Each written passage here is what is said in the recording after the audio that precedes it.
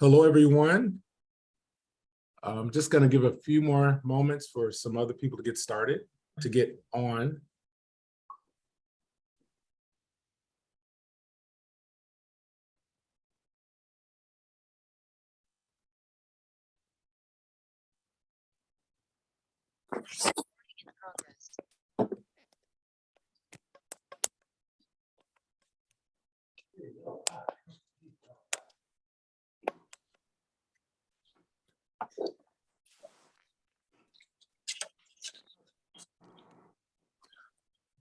Well, good evening, everyone.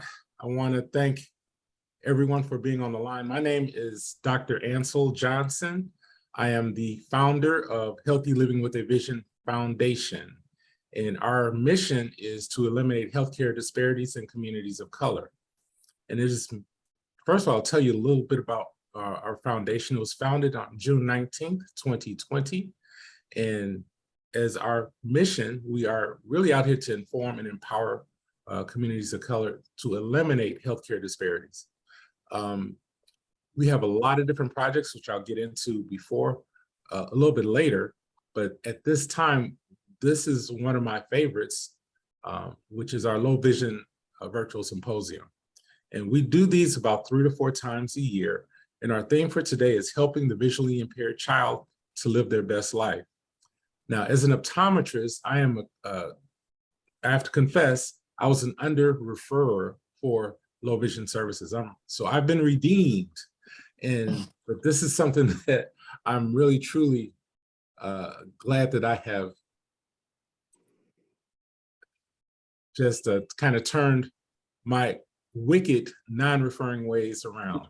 But this is an area which so many of us that are in primary eye care kind of, ignore and not ignore, but I think it's not top of mind when we see someone that we cannot help with vision impairment, that's all we can do with conventional glasses or a +3 magnifier, +350 magnifier.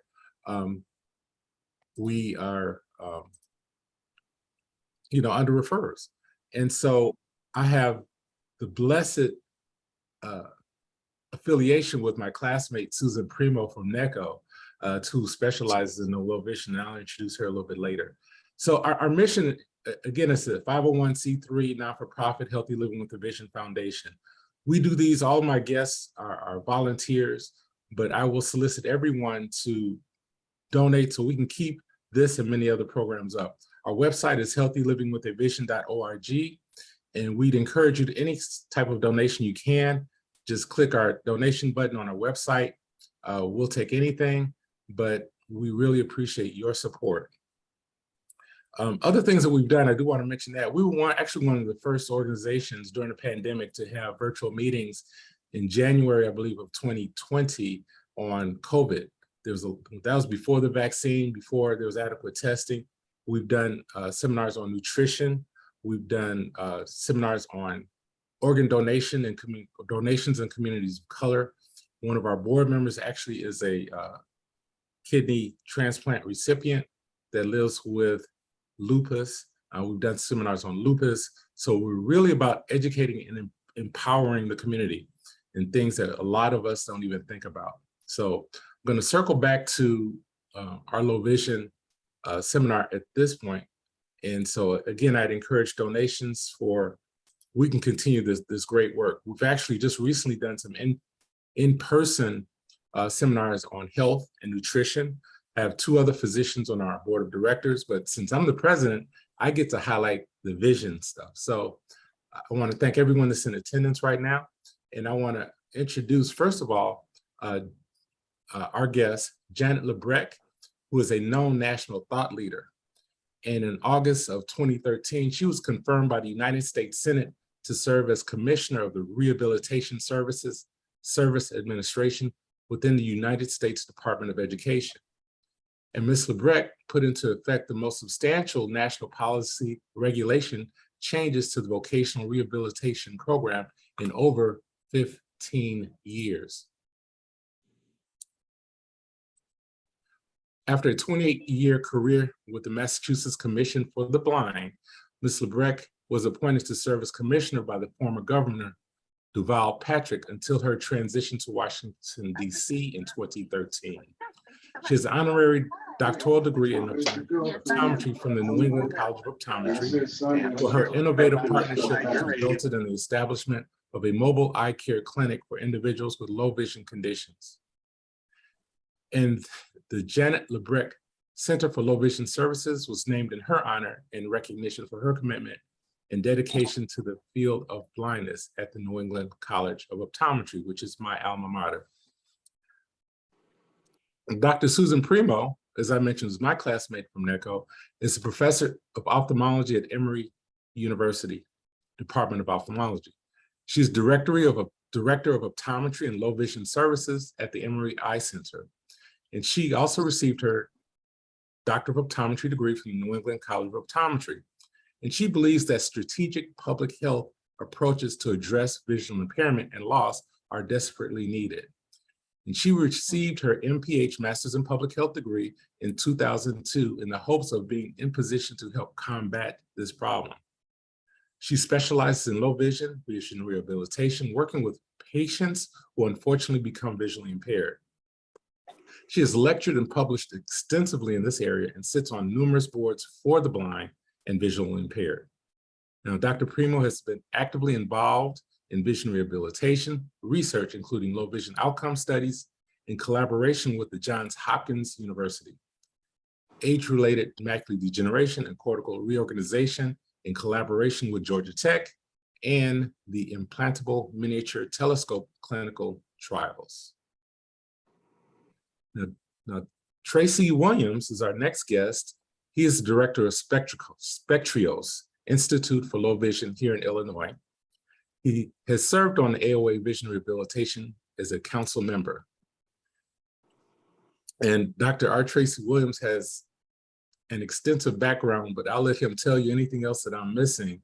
But this show actually features his organization, and we have a special guest from Spectrios that we're going to introduce. Let her introduce herself a little bit later.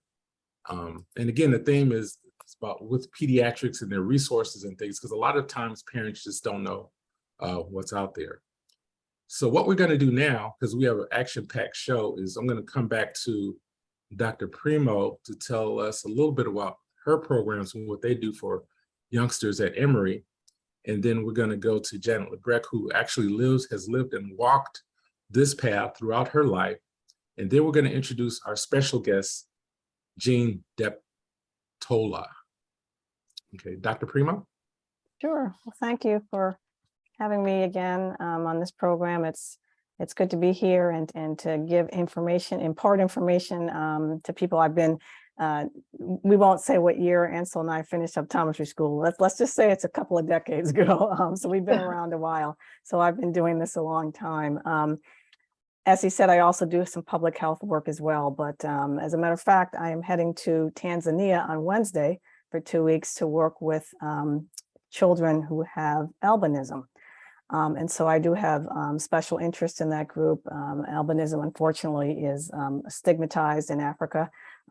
And so it has a very high prevalence. So I'm going to work with that.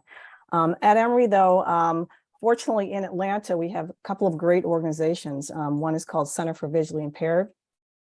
And there's another one in North Georgia, Vision Rehab Services.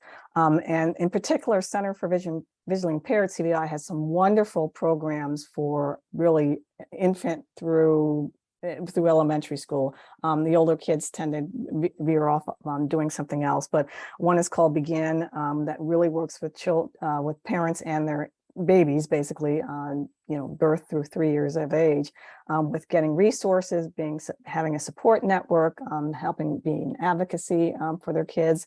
And then for the older kids, usually at around age 3 or 4, there's a STARS program, which has summer camps and things like that. So fortunately, I'm in a city that has a very robust network for children who are visually impaired. At Emory, I tend to see a little bit older children just because we have CVI here and I can refer them there.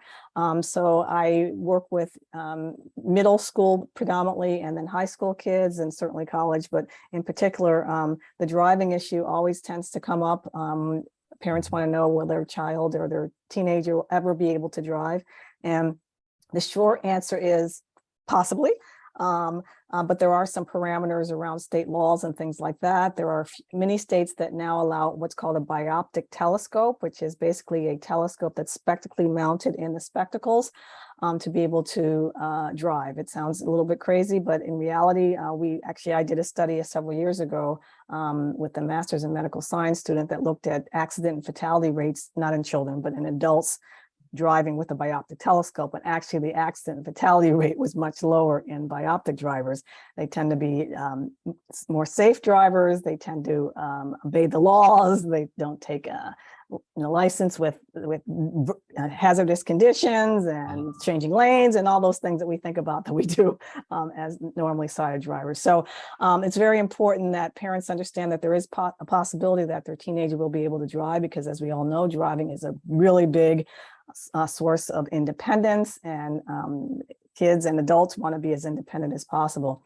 So again, I'll just briefly say there are some parameters around it. As I said, there are state laws and requirements. Each state is a little bit different. Unfortunately, the vision guidelines for driving in general, there's no federal policy. It's all by state. So you have to go state by state to figure out if the child will be able to drive, the teenager will be able to drive.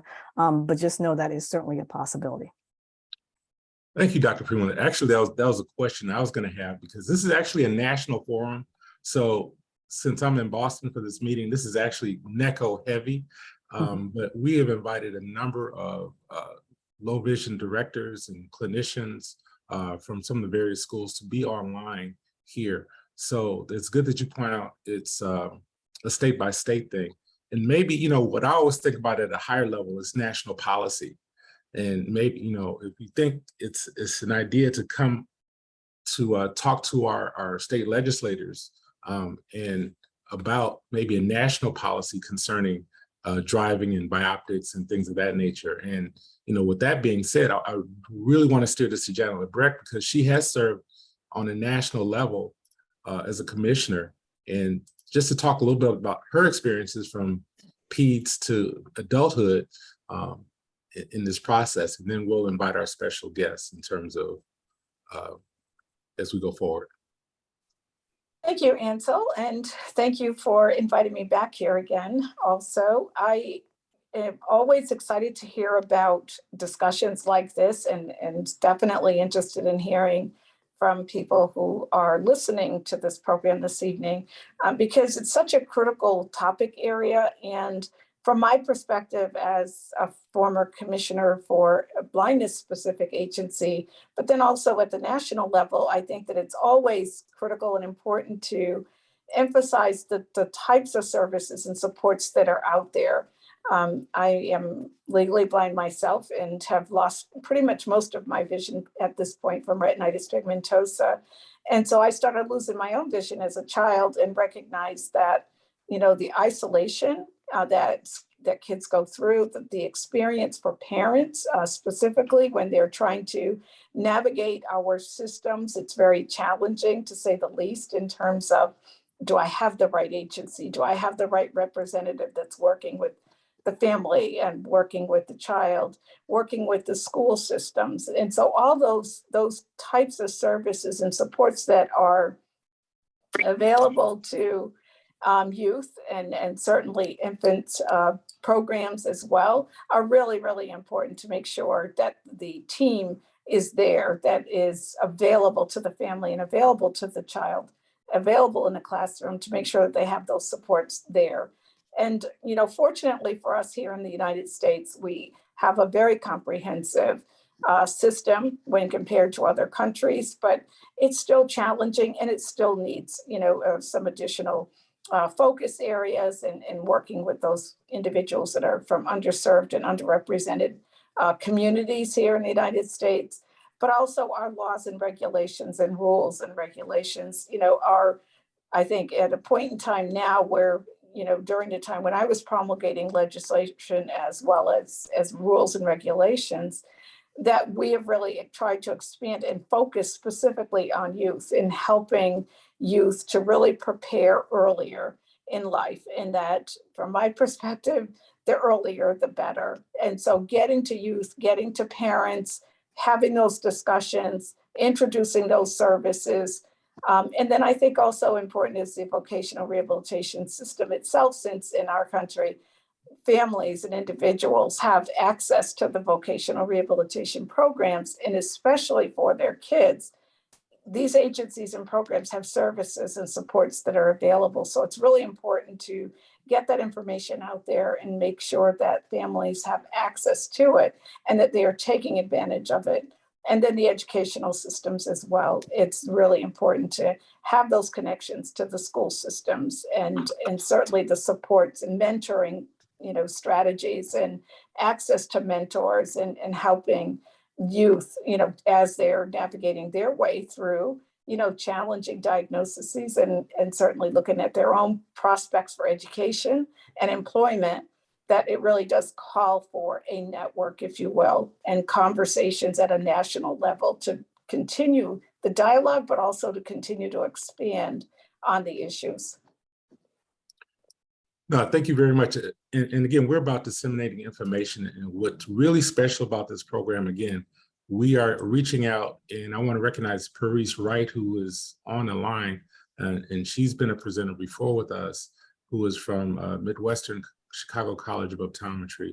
But I think it's going to take a lot of collaboration amongst the schools of optometry to talk to our legislators, just like we're talking about expanding scope of practice for optometry, that we really need to look at making sure that people are aware of these resources for visual impairment. Yes, it's a little different between states, but we really have to look at that. And that's why I'm really happy to feature Dr. Tracy Williams' organization, Spectrios, and what they're doing, some phenomenal work in the state of Illinois and in the Midwest. And hopefully I'm really about collaboration and sharing of information. And I think we need to do that more. We all get in our little tunnels here. So I'm going to introduce our special guest, Jean Deptola, who works for Spectrios. Her resume is so long.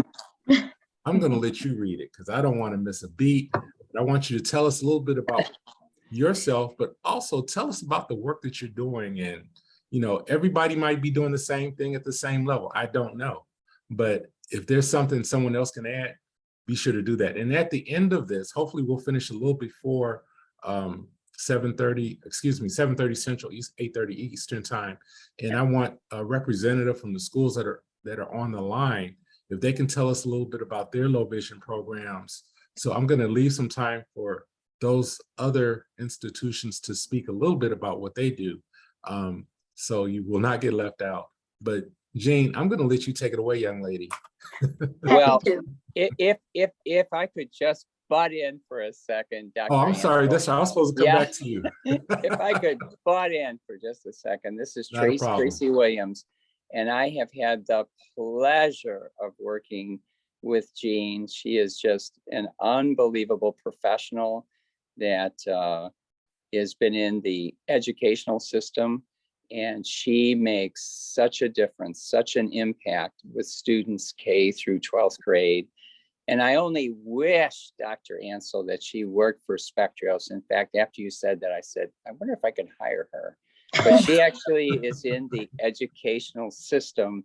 But what you did say, Dr. Ansel, about collaboration, I am so proud to be an accredited multidisciplinary vision rehabilitation center that is so lucky to work with vision itinerant teachers, educators, and boy, I just think, Jean, that it's just a wonderful thing because we really help the students and their families really be able to navigate through the educational system, but almost with that spirit of like the little locomotive that said, I think I can. So here's the queen of little locomotives, Jean. So Jean, you take over. I wish you were working for me, Jean, though, I tell you. Well, I retired in a couple of years, Tracy, so I'll give you a ring. So See you there? I am at my heart, I am a teacher of the visually impaired. So I have worked in the school systems with children who are visually impaired since 1986. I am a Illinois licensed teacher of the visually impaired. I have a master's degree in orientation and mobility, and I have a supervisory endorsement. I also work as a deafblind specialist for our state deafblind program. The organization I work for, Northwestern Illinois Association, we provide services to over 70 school districts in the 10 Northwest counties of Illinois. We are a low incidence regional program, so we provide services for children who are visually impaired, hearing impaired, physically disabled, multiply disabled. Our communities are anything from large urban communities such as Rockford, Illinois and Elgin, Illinois, to very, very rural communities way out in the west side near the Mississippi River. Currently, I supervise, we have a team of about 18 teachers of the visually impaired that work directly with children in the school districts. We also work with early intervention programs for the birth to 3. So I'll talk a little bit about how things look in Illinois. We are all, just if you talk about the national level, we're all working under the same special education national law, the Individuals with Disabilities Education Act, and that covers all of our states. It looks a little different from state to state. In the state of Illinois, we have a program statewide for children who are birth to 3. So if we're talking about connections, like I am very excited that we have a lot of medical professionals here because you see our kids sometimes first. And we would love to have partnerships and collaborations so that you know where you can send your families. I said earlier, there's no guidebook like a Dr. Spock book or what to expect the first year for how to raise a visually impaired child. So we have at the birth to 3 level, the state is divided up into offices regionally called Child and Family Connections.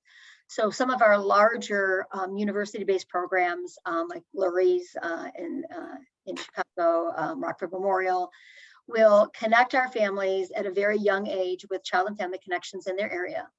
And they get a service coordinator whose job it is to look at each child and identify those specialists who will do an evaluation so the child will get services. So if a child is visually impaired, we have individuals in our state who are licensed teachers of the visually impaired and also have an emphasis, additional training in working with infants and toddlers, and something I used to do for a period of time, and do evaluations and determine what kinds of supports and services are required. And those services are provided in the home.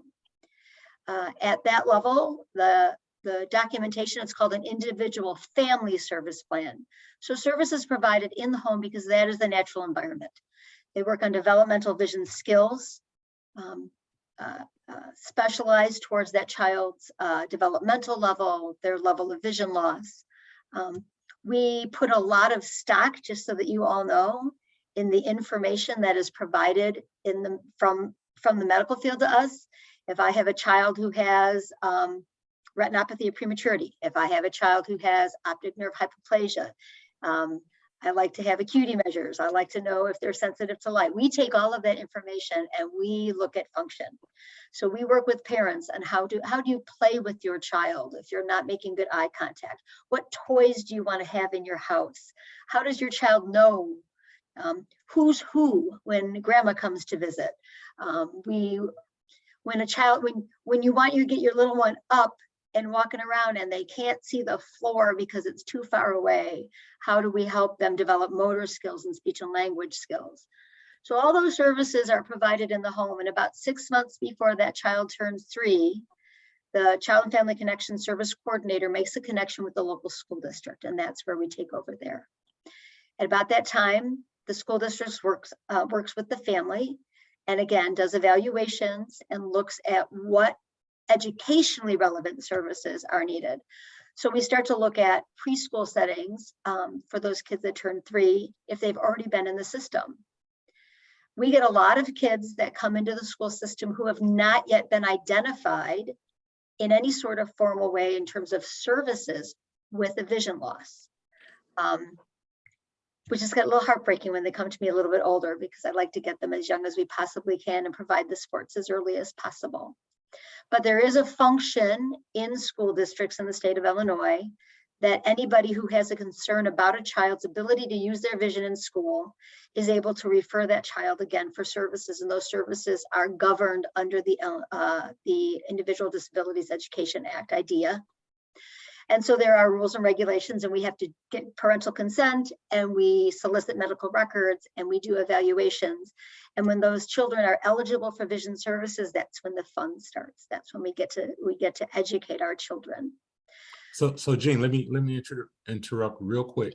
So basically, those of us that are in eye care, optometrists, if we happen to see a real young child, can we initiate that with the school, or you get these referrals, right? So we can actually contact the local schools with the parents and say, and verify this child is something that needs a little above and beyond care. I would absolutely recommend that if you have a family that has a child that has a visual impairment, if they've not yet been connected to their school district to receive services, that's something that's extremely important. If they're under the age of 3, then I would you can contact your State Board of Education, and they can give you information on the structure of birth to 3 services in your individual state, so that you know where to make the referral. Once those children turn 3, they are eligible for services. Once the evaluation is completed, the responsibility lies in their home school district. And so, and the information that comes to us from the doctor is huge. In order to be eligible for services, we have to have some sort of evidence that there's a visual impairment. And sometimes we have to chase that information down. It's not always easy to find. And honestly, in some of our underserved communities, that's a tough piece. We have families who are putting food on the table, families who don't have a local doctor that takes, Medicaid, or families that don't have insurance that covers eye care. So that's where, we have resources. We have visiting nurses associations, for example, that work in Elgin and Aurora. So we can get the kids in, and we have eye doctors that will come to the VNAs, and the nurses in the school districts can help kids get eye care. In our area, we also work with, we started this with the Illinois College of Optometry a number of years ago in the Department of Public Health, but we call them difficult to test vision clinics. We have a lot of kids that are, our visually impaired kids are on the gamut. We have kids, I've had visually impaired kids that are in calculus. And so my job was just to make calculus big enough for them to see it. And we have children that have severe disabilities, and our kids with vision impairments that have significant disabilities, we're talking about living their best life. Those kids are every bit as entitled to good eye care as any other child in our state. And so we do have a couple of doctors that we work with to provide eye care and eye exams for some of our kids that are on the autism spectrum, our kids that are in wheelchairs and that are nonverbal. And so we have a couple of doctors that have the tools where we can, I don't know if this child is not communicating because he can't see the pictures you're giving him, or whether or not he doesn't understand it. And if we don't, you discover a child with Down syndrome that has, a -8 prescription, then I have to wonder why they're not communicating if they just can't see what you're putting in front of them. So that's another resource in addition to Tracy's program where we can provide services. But we do need the doctors to connect with us in the schools so that we can identify kids. Right. Yeah, I really appreciate that. And I'm so happy because I have to give him a shout out. Dr. Howard Purcell, who's the president of NECO, is on the line. And as I mentioned, it's been a while since I've been in optometry school, but maybe we should really look at least giving our optometry students, those that are not specialized or engaged in low vision, to let them know that these are sort of things that we're going to see out in the real world, and that we need to be another advocate, as opposed to just saying, well, there's nothing I can do and send a parent to the school. But maybe if it's just giving people a list they can keep in their office of maybe the state resources that maybe they can direct the parents to, or make a call or a form that we can give to be an advocate for our patients. Absolutely. I mean, there are vision services available in the school system for all kids in all states. And it looks a little different in everybody's state, although we all operate under the same law. It's implemented a little bit differently. But we, You know, the things that we work on with our kids, we work on utilizing their vision and teaching them how to use those low vision tools, both the low tech and the high tech. In Illinois, we now have a master's program where our vision teachers can go back and get an additional master's degree in assistive technology specific for children with vision impairments, because technology, you know, before COVID, but now with COVID, you know, sometimes it's as simple as they need a larger screen than your standard Chromebook. Simple things like that. But they have orientation and mobility specialists, and one of the things that I really want to emphasize, because this is about, you know, your children living their best life, is, you know, we have parents that just can't envision what their children are going to be like as adults. And we work very hard very early on to work with our kids so that they don't identify themselves as just by their vision impairment. We have programs where we get families together. We have kids that have never seen another visually impaired child, that, you know, teenage boys that don't talk to their teachers, but you give them a couple other kids who can't see really well and they are chatting away.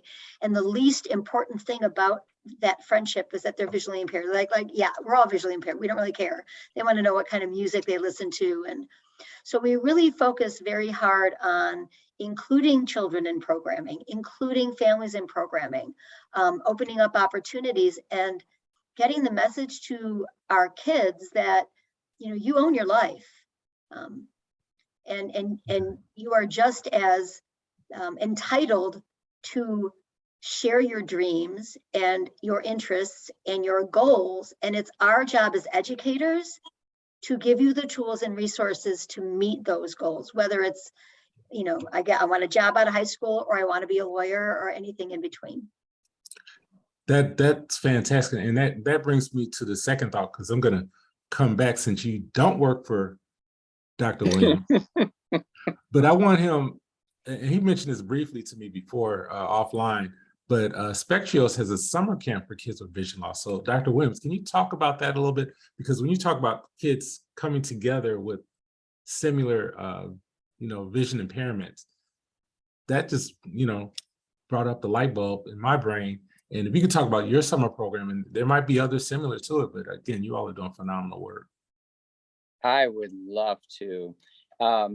First of all, I'm at the Spectrios Institute at the Dike House of Hope. We're in Wheaton, Illinois. We've been there 36 years. We've seen over 40,000 patients, all age groups. We have a comprehensive, accredited, multidisciplinary vision rehabilitation approach. Some of the things that we do is we have 3 programs going on. The first one is we have what we call Grandma Martiel Summer Day Camp. And Grandma Martiel Reinsdorf, the late great grandma, was the wife of Jerry Reinsdorf, the owner of the Chicago White Sox and Chicago Bulls.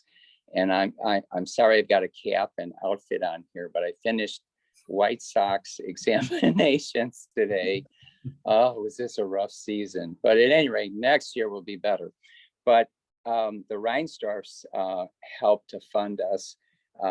And we've had a summer camp in July for a week, grade 6th grade to 11th grade, for students with vision loss. And you know, it runs from 9 in the morning till 3:30, and it's an in-person arrangement. We've been able to do that. And we, you know what, we have fun. We go to an arboretum, cooking classes, White Sox Stadium tour. We go to the zoo. We do all those types of things. But we also have half of our day structured for access technology and just talking with the students and socialization. And I think that when students have the opportunity to meet other students that have vision loss, that is a real positive. And if you have some of your camp counselors, so to speak, who have vision loss, who are employed and, you know, are just those people that have that attitude that my vision loss will never define who I am. My head and heart will. So that's the first one, but we got a second one. Tracy, which can I just share Yeah, something with hop you? in. One of your old camp counselors, who was one of our students, Yeah, Haley from yes, Batavia. yeah. She was a young visually impaired student. She came to us as a student in 2nd grade. She was a counselor in one of Tracy's programs. She is now a licensed vision teacher and works for me full time with visually impaired kids. Yeah, sometimes these seeds that we plant, and sometimes when these students are young, I think the low vision team, what they do is not just clinical things, but the psychosocial. And I think that just like when I was playing Little League, if you have a coach that tells you that you can hit the ball instead of don't strike out, you know, I just think that those powerful messages at a young age, and plus, if you have the opportunity to surround yourself with people that have climbed the mountain, that have vision loss, it's just great. And we all know that access technology is such a game changer right now that can help these kids be competitive in the classroom. But let me talk about our transition conference, and that's in June. And this is like a week of fun, learning and connecting you as you prepare for your next adventure, which is transitioning from high school to what your career goals are. And you know, you learn how to get services and support after high school. Can I learn how to drive? That was what Dr. Susan Primo was talking about. Coping with emotional and social issues, navigating at college and at a job, and you know, even virtual cooking and different activities of daily living. Like you know, we all go to college and we got to do our own wash, and we have to learn to live alone. So I think this has been a very good idea, could be implemented anywhere where you have a transition sort of conference where you can talk and help both this graduating student, but the parents plan for success as they move on to their career. But the last one I'll just throw out is we're starting a parent support group, because you know, again, it's what Jean was saying, that you know, when you have a child with a vision loss, and as you're raising them, you don't always have the father knows best manual on that. And I think when parents can talk to other parents, and sometimes their children, their students have similar diagnoses, and they're confronted with similar social issues. And you know, here's a chance for people to make connections with other parents, maybe gain the tools and strategies to be able to advocate for your child, and just maybe beginning to feel you know, that you're supported and empowered, and that you can really help see the potential in your child. One of the things I think of as a low vision practitioner is being able to see potential sometimes in people with vision loss, honestly, when nobody else can. And those powerful words, as you find what they can do, and you start to tell them that they can do. And so a teacher like Jean, I mean, she's there 24/7. And so I think you have to work on the head, heart, and eyes. And right, Jean? Yeah, I was going to say, I think Tracy has hit a really important piece in terms of getting families together.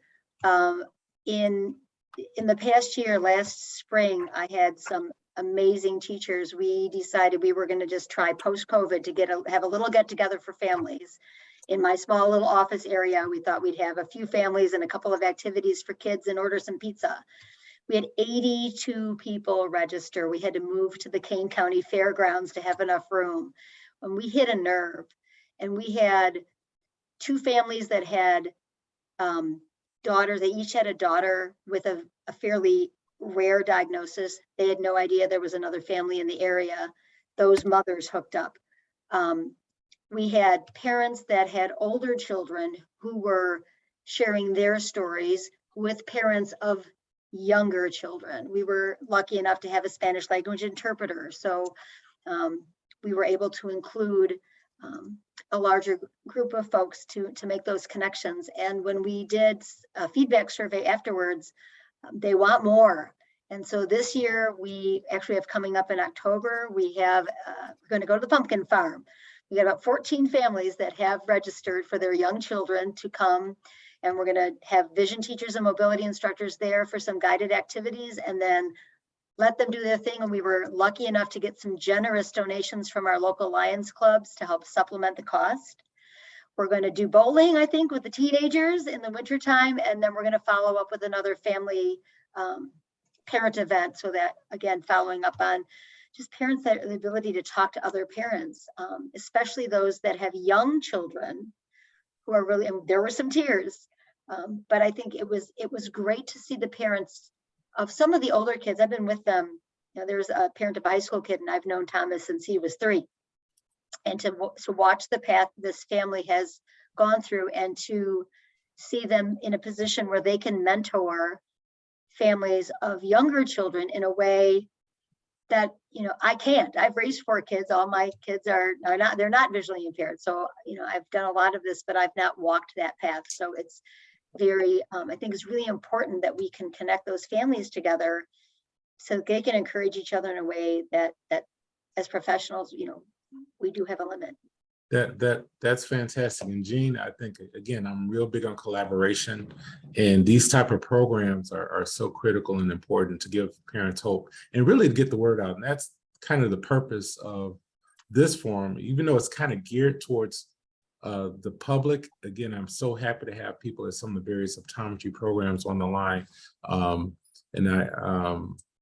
I want to, in our foundation, we want to be the source of funding too. So again, healthylivingwiththevision.org. Please just press the donor button and see what you can do so we can help work with Jean and help work with Dr. Williams to, because we all know of kids in the community that may need these services but not know how to get their kids transportation wise to these programs, or be able to afford some of the technologies that will be life transforming for these children. And one other thing I want to bring out, you know, we all talk about diversity, equity, and inclusion. Spectrios really works in a broad-based community. And I want to give my hats off to you for working in communities that are often devoid of practitioners and resources in eye care, just of some of the optometry programs. One of the reasons NECO just had its 50th anniversary last night of its affiliation with community healthcare centers. And one of the reasons I went to NECO is because of the diverse patient population that I would see as a student. So I'm still going to give a chance for some of the students, anybody from the schools, to talk a little bit, but I want to kind of wrap things up a little bit with Jean to see if there's anything else you'd like to, any other topic you'd like to talk about, because we try to keep it at about an hour for the presentation. Sure.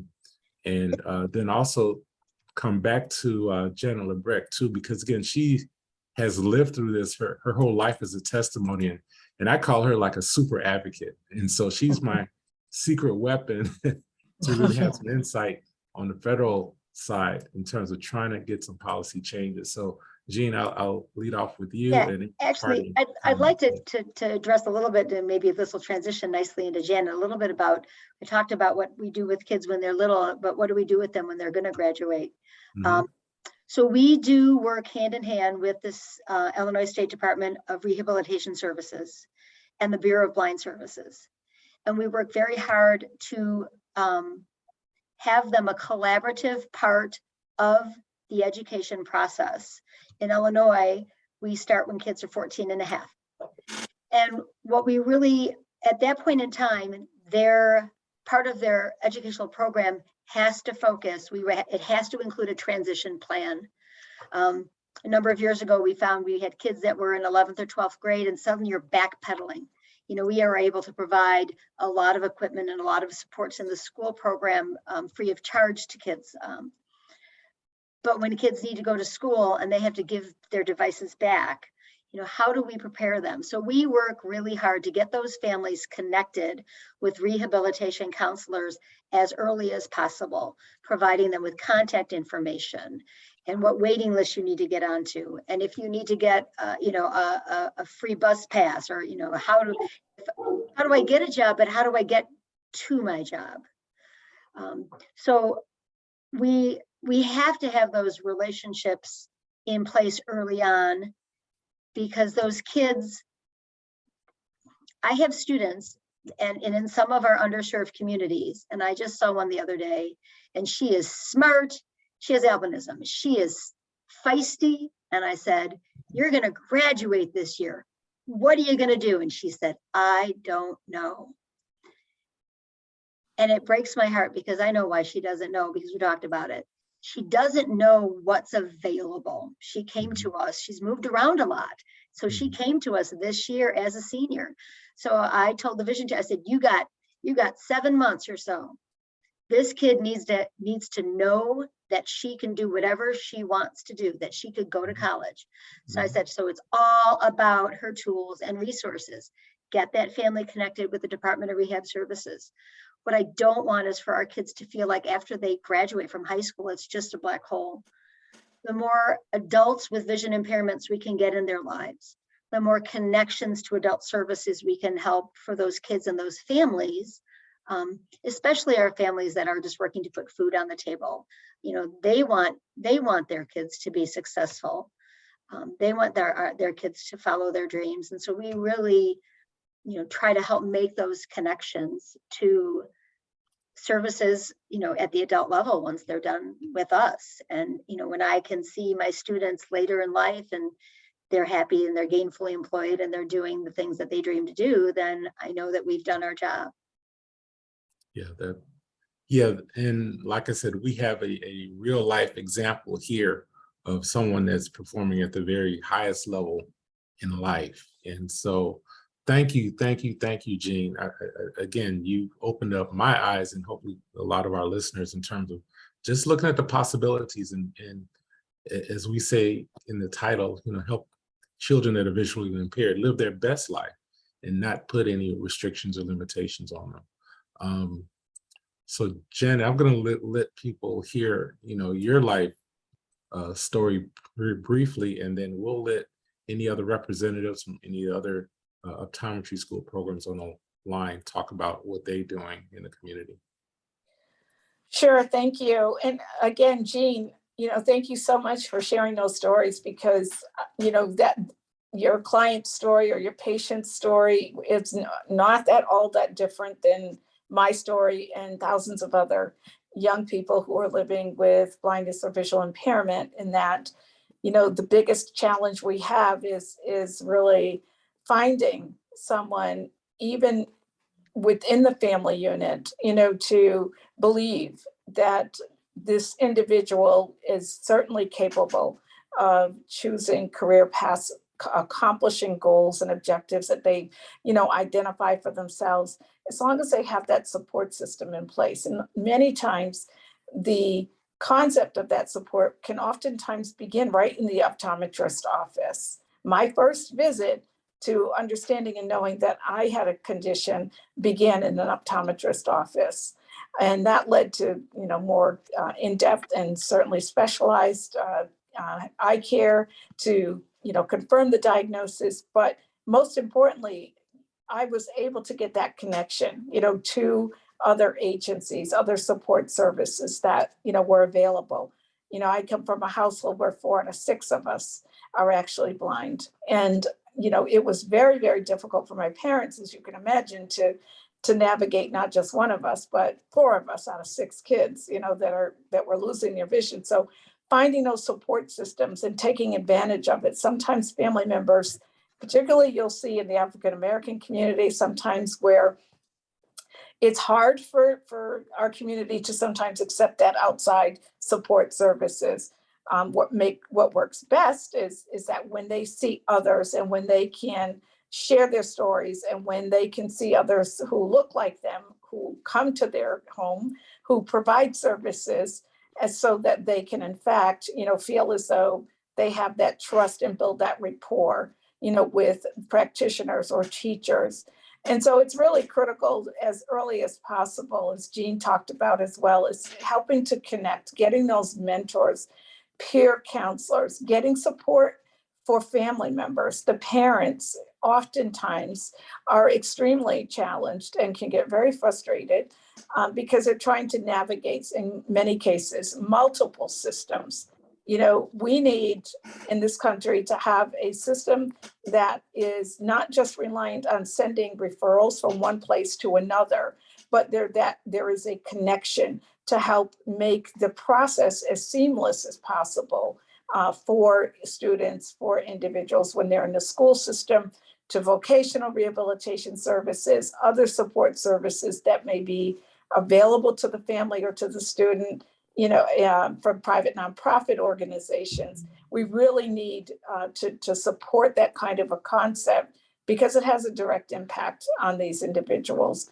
And if they fall between the cracks, everybody talks about the cliff effect, which happens after high school. They drop off and they're no longer in the entitlement phase of their lives where they're entitled to specific services, and then they move to eligibility, parts of the systems where they then have to meet eligibility depending on the agency or program that they're seeking services. But I think a lot of it, again, starts back at the medical community as well and with the family. First of all, to understand the diagnosis. Secondly, that the practitioner, the clinician, leaves the individual with hope, and that letting the families know, yes, it's a devastating diagnosis, but it is not the end, of this person's world. There are services and supports, and having that process by which that everyone is working to keep these individuals connected as early as possible to whatever system it is that they're navigating, because that's what makes the difference. It's providing that hope. It's providing the information that there is something else out here. You're not alone in this process. And I think that really, really makes a difference. I know it made a difference for me. And so when we're in our own communities, providing that information and the referrals and services and encouraging people to work together, partner together, and not just think about, well, you can't come here because you're not eligible, but you can go over here. And that's, that kind of a process for families and individuals with blindness or visual impairment is really frustrating. Yeah, okay. No, thank you so very, very much. Like I said, Janice, you're inspirational to me and so many people. So thank you.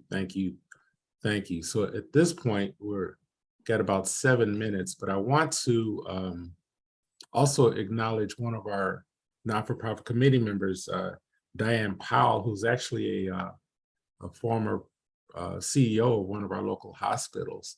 So I was able to drag her, and thank you for listening in. I also want to give acknowledgement to my It was my pleasure. classmate. Thank you.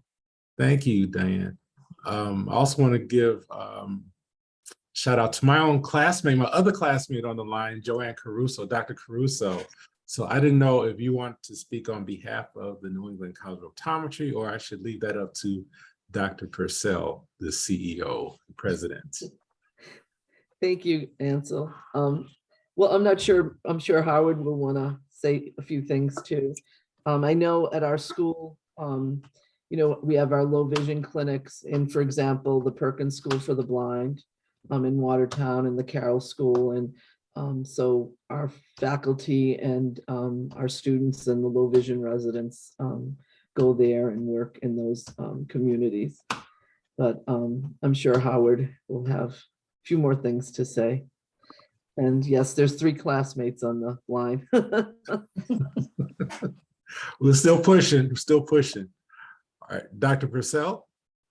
Hi, everybody. I was not prepared to make necessarily any comments, but you know me, I'm always ready to. First of all, Dr. Johnson, great job. I'm so happy I had a chance to sit in and listen, and some of my favorite people on this call. So very quickly, I'll just say you talked about Janet Lebrecht as your secret weapon. She's been our secret weapon too. So we're going to fight you on that one. Janet's been an amazing asset to our institution and supporting our board. She's my boss too, so I have to be really nice to her. But she's done an amazing job, really, and we wouldn't be where we are without. I think Dr. Caruso mentioned Perkins and the Carroll School, and I know it's near and dear to Janet's heart as well, those places. And she's also served as our commissioner. We have the wonderful opportunity to be affiliated with the Mass Commission for the Blind with a residency. So I know Dr. Caruso is aware of that. In addition to what she mentioned, we're really proud to partner with the Mass Commission for the Blind. By the way, Helen Keller was a commissioner, as was Janet Lebrecht for the Mass Commission for the Blind. Very special place. So that's wonderful. And we've had already 2 graduates from that program that are serving their communities. It's something we're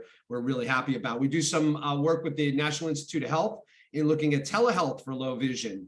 I listened to Jean. Jean, you are incredibly inspirational. I learned a ton from you. Wow. I thought I had a lot of energy until I listened to you. So wonderful job. Keep doing the great work that you're doing. It's really impressive. But I will say that, we have a great faculty at the institution working on telehealth as an opportunity to reach people who we may not otherwise be able to reach. I mean, think about low vision devices as an example, kids or adults. If you can see them in their own environment and watch them using the devices, maybe not necessarily force them to come in and come to our offices all the time, certainly for initial assessments, but perhaps for the follow-ups. And so that's something we're looking at. And we have a great faculty, Dr.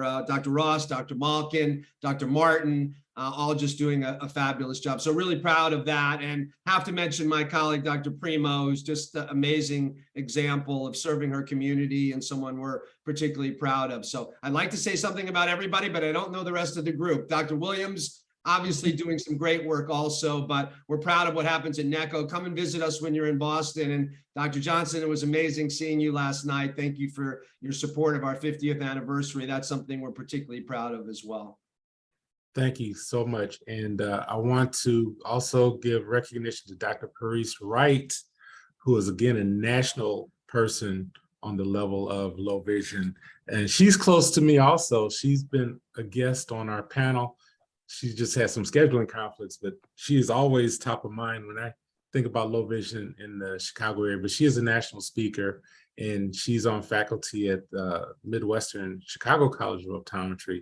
So I want to give her a chance to chime in on the things that they're doing.